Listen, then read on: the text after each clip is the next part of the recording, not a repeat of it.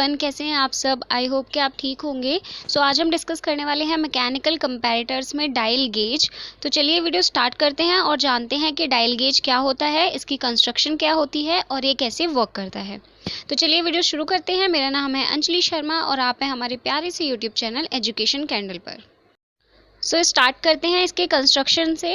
Dial gauge जो हमारा होता है, हम कह सकते हैं डायल इंडिकेटर में एक मेटल केस होता है जिसमें आपका पूरा का पूरा जो ड्राइव मैकेनिज्म होता है वो लगा होता है।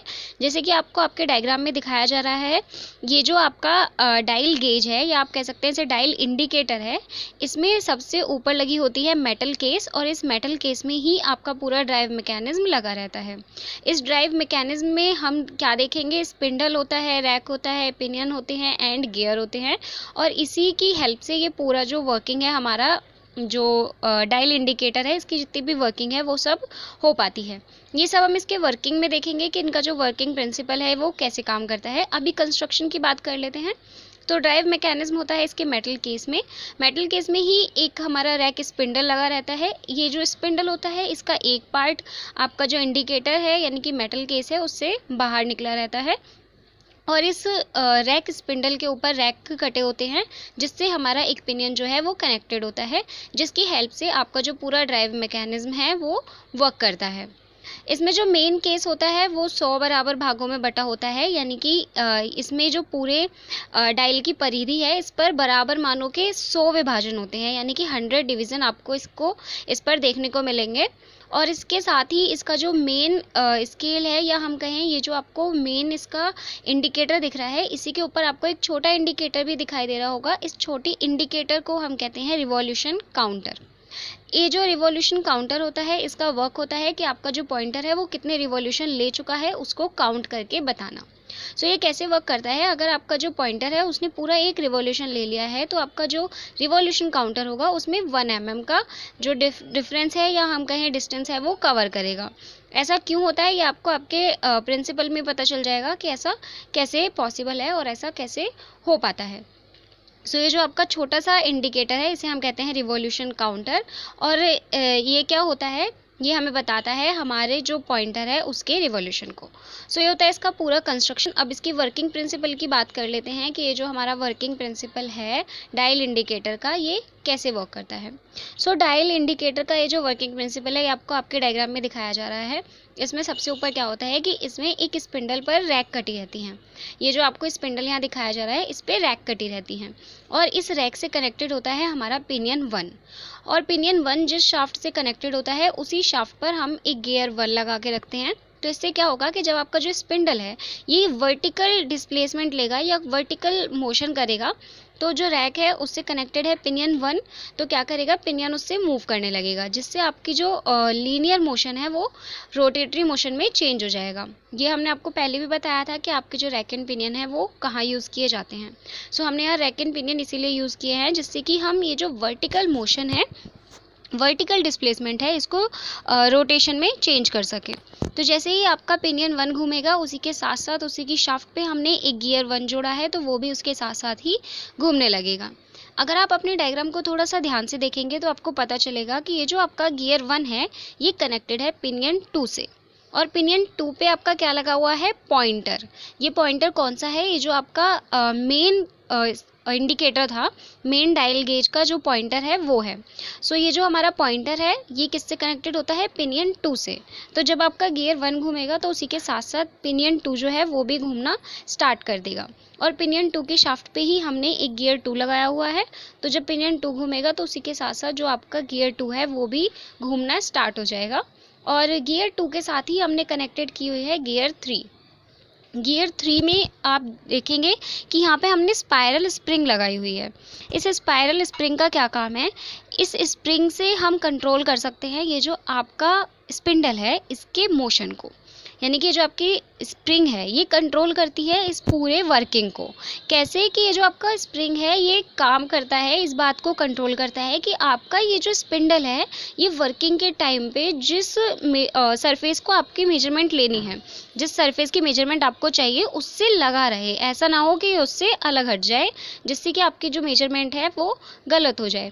तो इसलिए इसका जो काम है ये बहुत ज़्यादा इम्पॉर्टेंट है कि ये स्पिंडल की जो मोशन है उसको कंट्रोल में रखता है। ये एक फोर्स लगाता है हमारे स्पिंडल पर, और वो जो फोर्स होता है वो कितना होता है 0.1 से 0.25 किलोग्राम तक का। तो अगर आपका ये क्वेश्चन आता है कि जो आपकी स्प्रिंग है वो कितना फोर्स लगाती है, तो वो आप बता सकते हैं 0.1 से 0.25 किलोग्राम तक का फोर्स जो है वो हमारी जो स्प्रिंग है उसके द्वारा लगाया जाता है। अब आप देखेंगे कि ये जो आपका पिनियन 1 है, इस पिनियन 1 से आपका एक गियर और कनेक्टेड है, और वो कौन सा गियर कनेक्टेड है, वो है आपका गियर 4। और ये जो गियर 4 है इससे हमें क्या कनेक्टेड कर रखा है हमने, रिवॉल्यूशन काउंटर। तो अब आपको पता चलेगा कि ये जो आपका पॉइंटर था जब वो पूरा एक रिवॉल्यूशन ले रहा था, उसके बाद आपका ये जो रिवॉल्यूशन काउंटर है इसमें 1 mm तक का जो डिस्प्लेसमेंट है वो क्यों आ रहा था, क्योंकि देखिए ये जो आपका रिवॉल्यूशन काउंटर है ये कनेक्टेड है पिनियन 1 से, और पिनियन 1 क्या है, छोटा है, और ये जो गियर 4 है ये बड़ा है। तो क्या होगा कि जब आपका ये गियर 1 रिवॉल्यूशन ले चुका होगा तब वो किससे कनेक्टेड है, पिनियन 2 से। तो अगर बड़ा गियर घूमेगा और वो छोटे से कनेक्टेड है तो हमारा जो छोटा वाला गियर है वो ज़्यादा जल्दी घूमने लगेगा। ये तो आप जानते ही होंगे, जब हमने गियर पढ़ा था तब आपको याद हो कि गियर कैसे वर्क करते हैं, तो आपको यहाँ पे कोई कन्फ्यूज़न नहीं आएगी समझने में। तो यहाँ पे ये यही है कि आपका ये जो पिनियन 1 है ये छोटा है और गियर 4 जो है वो बड़ा है, तो इतने ये आपका एक रिवोल्यूशन लेगा, इतने में इसमें सिर्फ कितना डिस्प्लेसमेंट होगा 1 mm का।